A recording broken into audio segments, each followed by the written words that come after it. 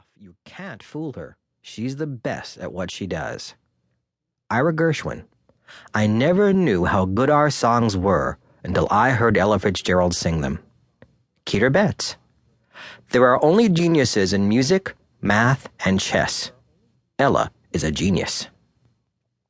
Billy Strayhorn. Ella is the boss lady. That's all. Bob Bach. Ella Fitzgerald has been called the greatest and the first lady of song and almost every other superlative for so long now that it begins to become one of those accepted bromides like an apple a day keeps the doctor away, etc. Metronome Magazine, the greatest pop singer of them all.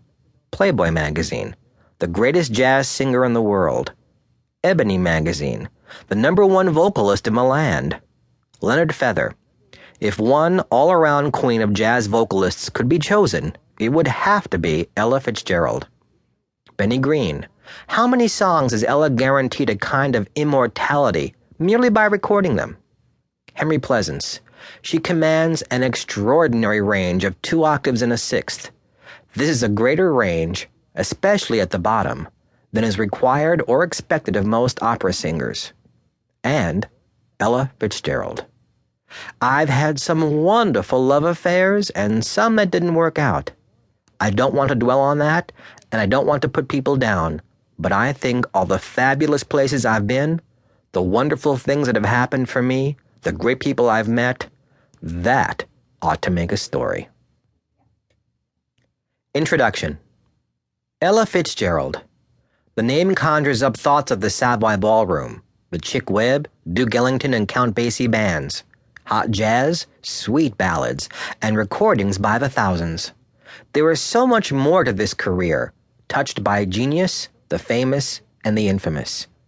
I had started out to write a book about a career in music, but I found I could not tell the whole story unless I included more. It was fascinating before I got started, and while the amount of material involved was voluminous, I was even more fascinated with the story behind the music when I finished. This was not an easy book to write. Those who worked for her during the time this book was researched were tremendously protective of her, almost to the point of paranoia. Therefore, this is an unauthorized biography. The book started with an idea from Val Valentin, longtime recording engineer for Verve and Capitol Records. Valentin holds incredible esteem in the industry, having worked with Frank Sinatra, Ella, Connie Francis, Nat Cole, and many others. A mutual acquaintance, in fact, an old flame from his boyhood days, introduced us, and a friendship resulted. Still handsome, Val carried a twinkle in his eye and a head full of memories in a body that was well over 70. Everyone in the business knew him, and not an unkind word was said of him. He was very, very nice to me, a person who could do nothing for him in return except offer friendship. Val was, at that time, working in the office of Norman Granz, Ella Fitzgerald's longtime manager and producer. Val's job, it seemed, was vice president in charge of looking after Ella's needs. When asked why this man, literally one of the founders of the modern recording industry, was doing this kind of work, his answer was simple. I love her. We have been friends for over 40 years.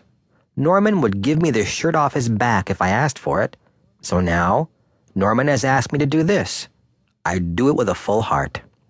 It included driving Ella to her doctor's appointments, dealing with her household workers, having leaks in her roof fixed, traveling with her whenever she was able to work, and fulfilling her every request.